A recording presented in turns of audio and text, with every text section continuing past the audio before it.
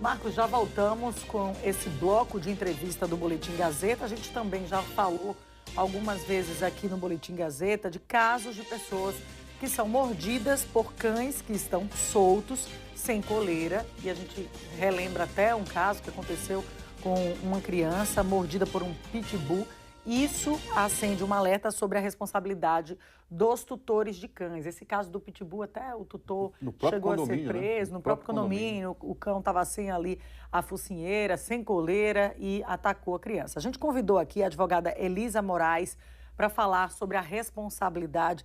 Nesse caso do animal atacar alguém, o tutor é responsabilizado. Bom dia. Bom dia.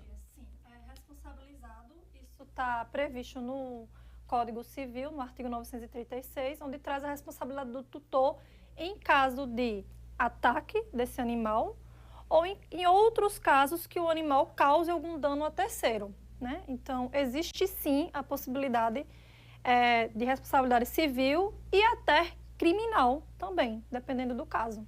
Há alguma observação específica para algumas raças? Porque, especificamente, o pitbull tem essa relação de ser um cão, né? A depender de como também ele é criado, ser mais agressivo, Sim. Né? Então, nesse caso, havia a indicação direta para a presença da focinheira e com um tutor com ele ali no caso, né? Sim, sim. O que acontece? Maceió não tem uma legislação municipal que determine quais raças devem usar focinheira ou guia longa em determinados locais da cidade, por exemplo. É algo que nossos vereadores devem pensar, né, mais à frente, a se pensar. Mas os condomínios, quem mora em condomínio, o regimento do condomínio pode determinar que aquele animal daquela determinada raça use focinheira. Então, Doberman, Pitbull, Rottweiler são raças conhecidas por terem um temperamento mais forte. Não é que eles sejam violentos. O que torna o animal violento é a sua criação. Não que o animal seja violento, é importante salientar isso. Então, o regimento do condomínio pode dizer, olha, esse animal só pode transitar neste condomínio ou dentro desse edifício com uma focinheira, uma guia longa, ou no braço, descendo no elevador. Todas essas questões dentro dessa comunidade podem ser determinadas. Na cidade, a gente não tem uma lei ainda. Está em aberto ainda. Então, é complicado. Então, o dono do animal, ele também pode ser responsabilizado na esfera criminal. Na esfera criminal, a possibilidade. Quando o tutor desse animal, por exemplo, soltou ele na rua para, sei lá, passear, né, que é muito comum, e aí esse animal atacou uma criança, que foi o caso recente que teve, este tutor pode responder criminalmente por lesão corporal, só que na esfera culposa, já que este tutor não teve a intenção, né, de cometer o crime contra aquela criança. Então, sim, existe a possibilidade na esfera criminal e na esfera civil, esse tutor ser responsabilizado pecuniariamente, né? Agora, doutora, tem uma situação também que você está se referindo ao ataque a pessoas, mas há animais que atacam outros animais, né? Isso. Então, há uma situação muito delicada, Thaís. Você vê, 2 tutores estão ali numa situação pública, na área comum do condomínio, ou numa praça pública, que é o caso, e, de repente, foge ali ao controle, o maior ataca o menor e, às vezes, acontece até tragédia da perda, né, desse animal. A lei diz a mesma coisa em relação a isso? A mesma coisa. O tutor é responsável pelos... Tanto podem sediar em maus tratos também, né? Caso a gente tem casos de tutores que soltam o animal propositadamente para atacar outro animal. Isso acontece também. Então, aí a gente tem situação de maus tratos. E na esfera civil também o tutor deve pagar os custos com médicos veterinários, né? Então, assim, medicação, internamento, cirurgia. Aquele animal que sofreu o ataque, o tutor deste deve pagar, né, financeiramente. Então, numa situação como essa, seja de ataque a pessoas ou do animal atacar um outro animal, o que é que o dono pode fazer nessa hora? Isso.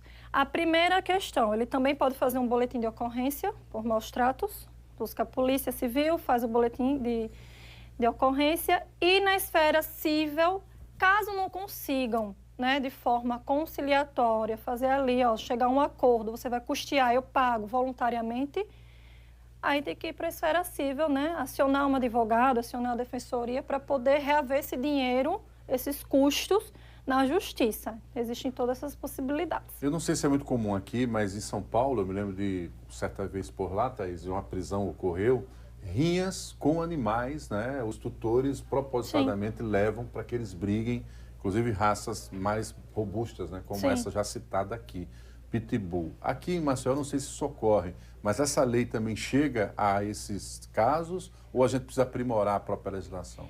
Nesses casos, a gente está falando já de maus tratos, né, contra animais. O recorte é maus tratos. O recorte é maus tratos. Nesse caso, o tutor ou os tutores que estão envolvidos na rinha, seja de cães ou rinhas de galo, que é muito comum em Alagoas, né? A gente já teve grandes apreensões envolvendo rinhas de galo em Alagoas. Esses tutores se enquadram em maus tratos contra animais. Então, estes responderão criminalmente, pode ter uma multa também, mas aí está na esfera criminal. Com perda do animal? Com perda do animal. E no caso, por exemplo, voltando um pouquinho, um animal que tem tutor e atacou animais de rua, isso é bastante comum. Nesse caso, esse tutor responde por maus tratos também.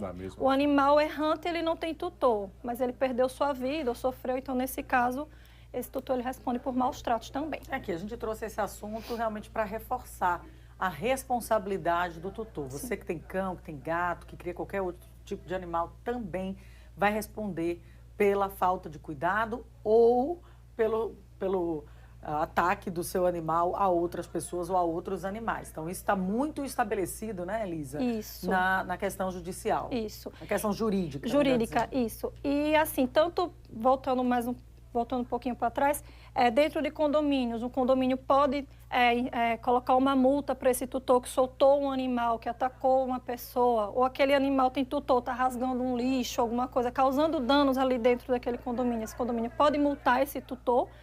Concessionárias de rodovias também são responsáveis por acidentes que ocorrem.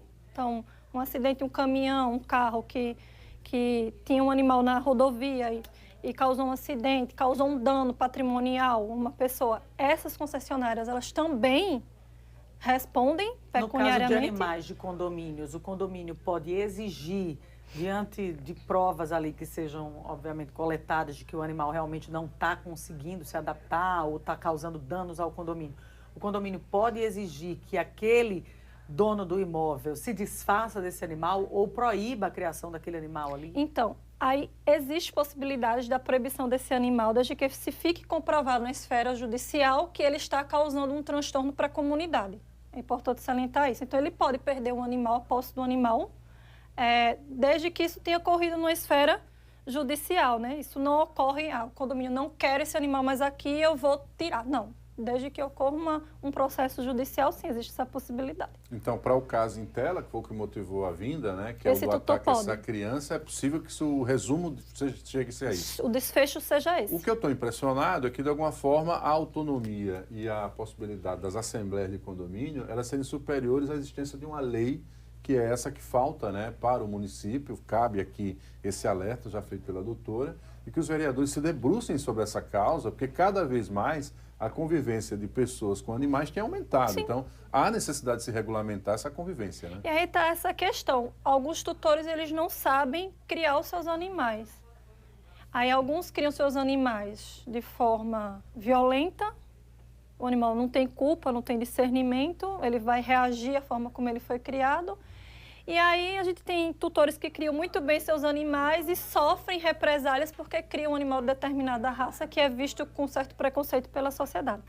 Então é preciso, falta educação ambiental, né, para a nossa sociedade na criação de animais, e é preciso entender que eles já fazem parte do cotidiano das famílias, da sociedade como um todo.